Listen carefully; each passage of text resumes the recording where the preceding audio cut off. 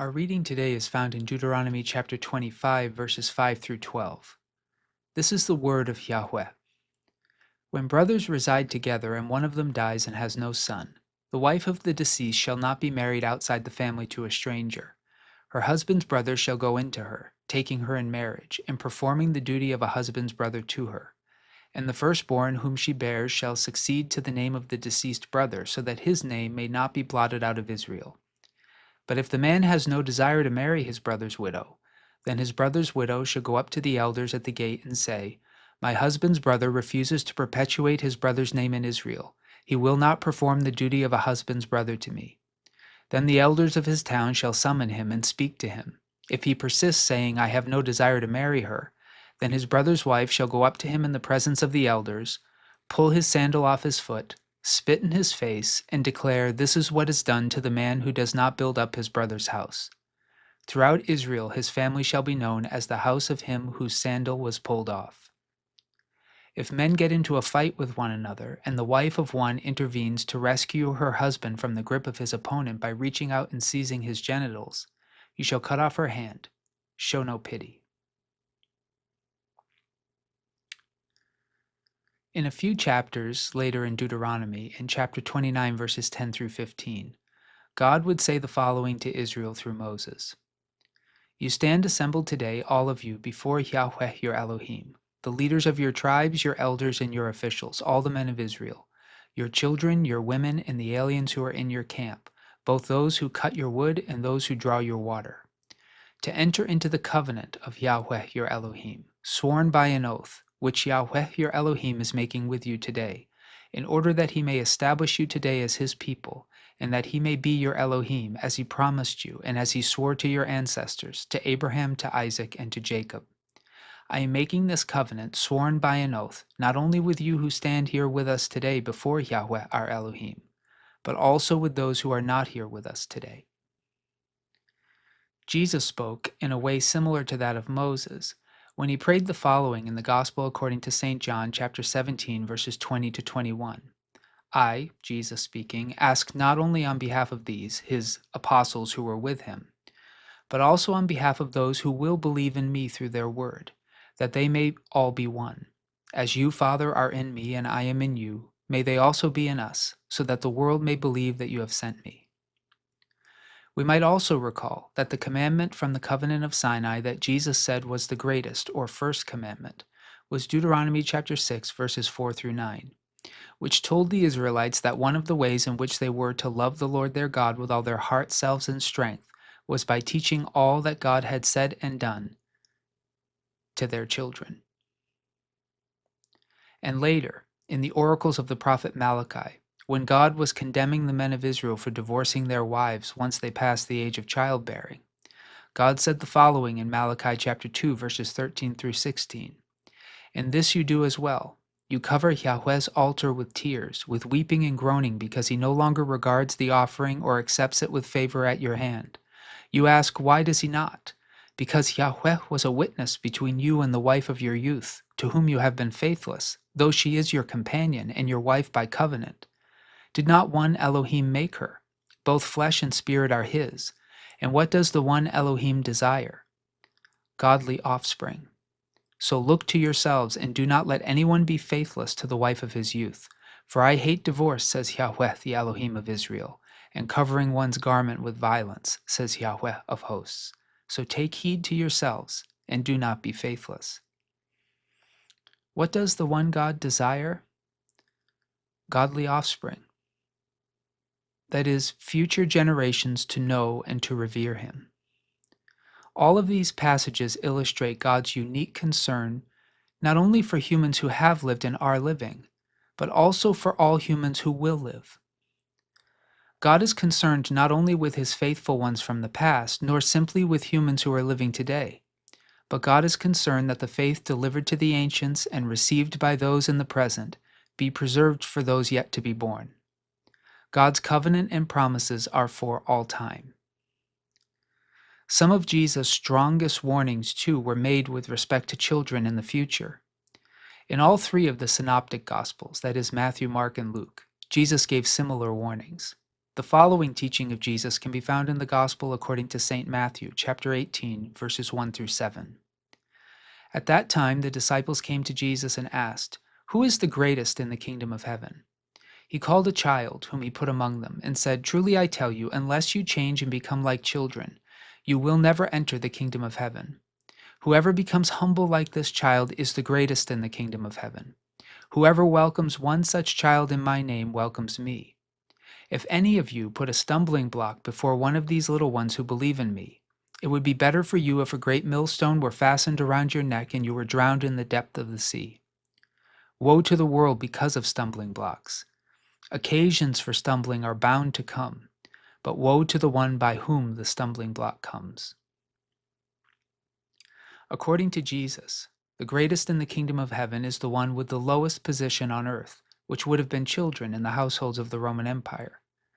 However, Jesus went further than that, explaining that anyone who might put an obstacle in the way of a child which might prevent that child from believing in him should prefer a terrible death to meeting God on the day of judgment. We recall again that just prior to the greatest commandment in the covenant of Sinai according to Jesus, we find the following instruction in Deuteronomy chapter 6 verses 1 to 2.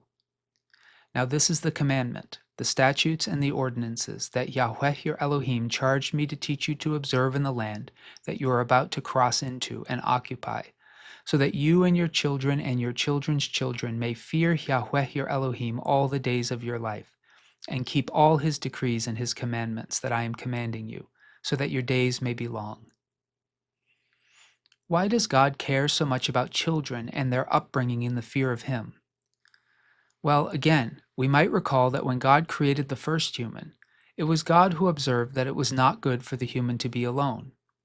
It was for this reason that God differentiated humanity into male and female, not primarily for companionship, but for procreation and the establishment of families. From the very beginning, God's view of humanity has been timeless, and God's concerns are that the faithful from the past be remembered, the faithful at present persevere, and that the future faith of children be nurtured and prepared. The covenant God made with Noah was a covenant with all humans who would ever live. The covenant God made with Abraham was to affect all humans who would ever live. The covenant God made with Israel was for all Israelites who would ever live. And the covenant God made with humanity in Jesus was one made with all nations and peoples for all time.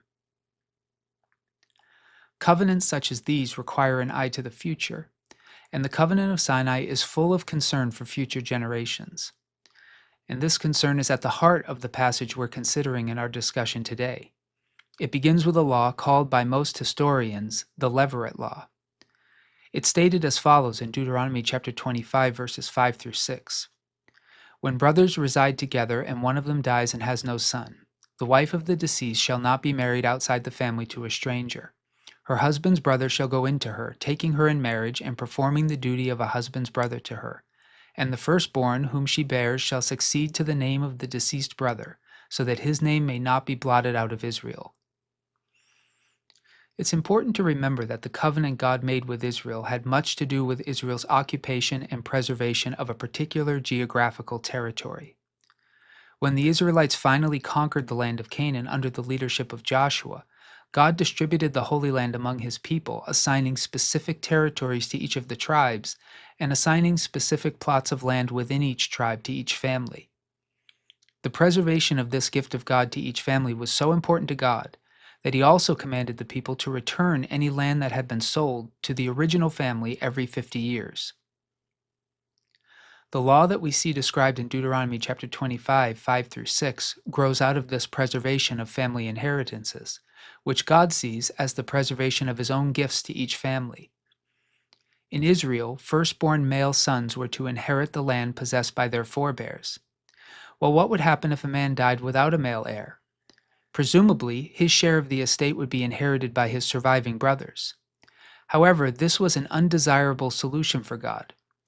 Instead, God required that, in the case that brothers lived together in the same house on the same estate, that the surviving brother marry his brother's widow. The first son produced by that marriage would not legally be the son of the surviving brother, but rather the son of the deceased brother. and that child would inherit the deceased brother's share of the estate in his name. Now, it's important to recognize that this was a common inheritance practice in the nations and cultures of the ancient Near East, so God did not invent this legislation, but He did incorporate it into the covenant of Sinai for a purpose. God's intent first was to discourage surviving children from profiting off of the death of their siblings. In other words, by this legislation, there would be less benefit to killing one sibling with the hope of seizing his share of the inheritance.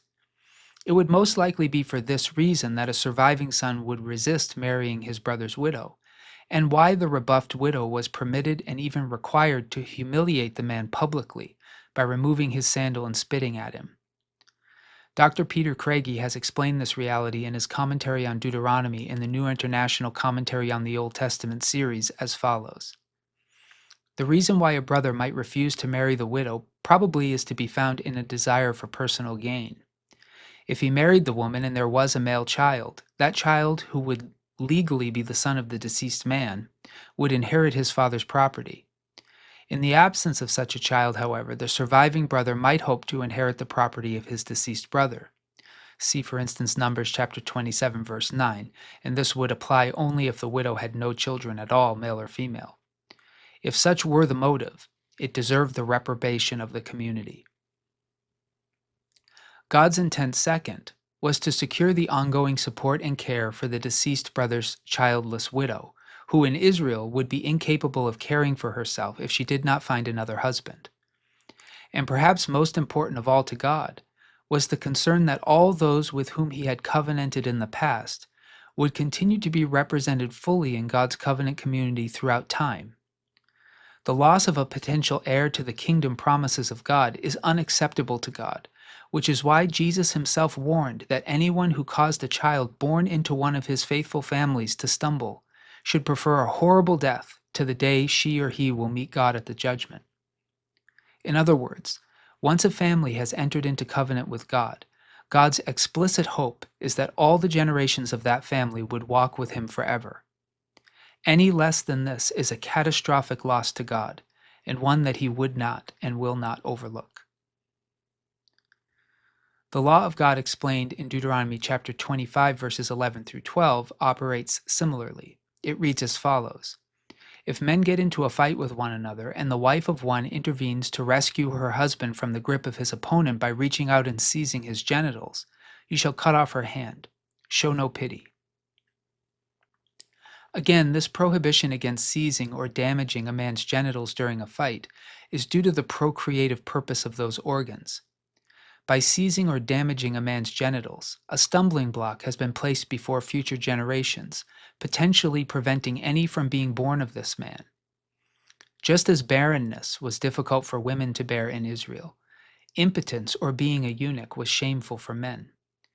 We recall that earlier in Deuteronomy, God had prohibited all men who were made eunuchs from even being citizens of Israel. Again, the one human was differentiated into male and female in order to establish families and to produce children, according to Genesis chapter 2, verses 18 through 25. For God, the procreative parts of human anatomy are to be treated as sacred for this task.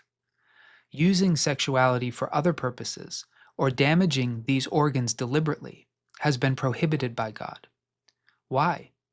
For the future, for the children, for the generations that are yet to come. God loves and protects not only those who have lived or are living, but those who are yet to live upon the earth. These laws have been intended to preserve the future, sometimes at the expense of some of the liberties of the present. Long ago, God made the following promise to Abraham, a promise preserved in Genesis chapter 17, verses 1 through 8.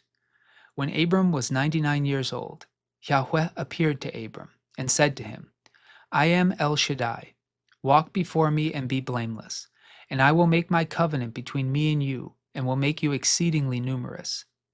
Then Abram fell on his face, and Elohim said to him, As for me, this is my covenant with you. You shall be the ancestor of a multitude of nations. No longer shall your name be Abram, but your name shall be Abraham, for I have made you the ancestor of a multitude of nations.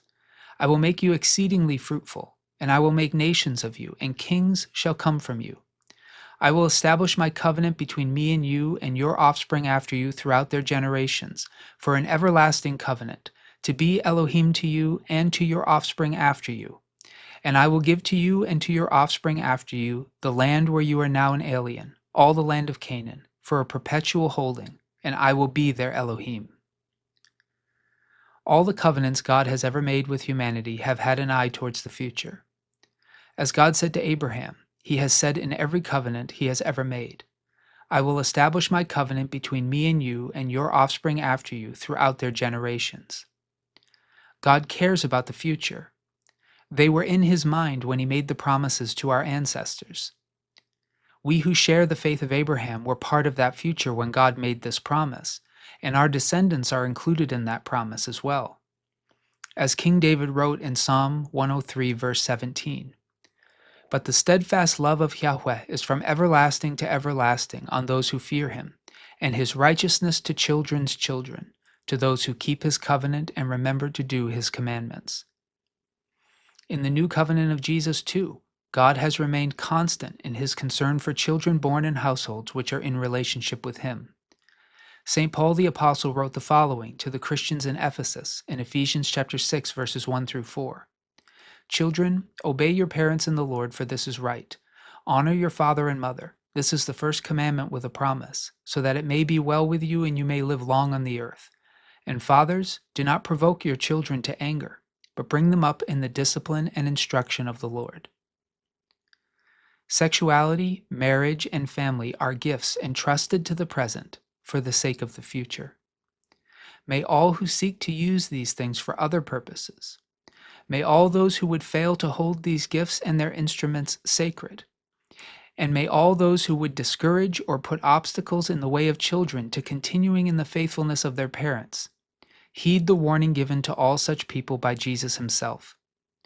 If any of you put a stumbling block before one of these little ones who believe in me, it would be better for you if a great millstone were fastened around your neck and you were drowned in the depth of the sea. Woe to the world because of stumbling blocks. Occasions for stumbling are bound to come, but woe to the one by whom the stumbling block comes. May those who have ears to hear listen to what the Spirit is saying to the churches. Amen.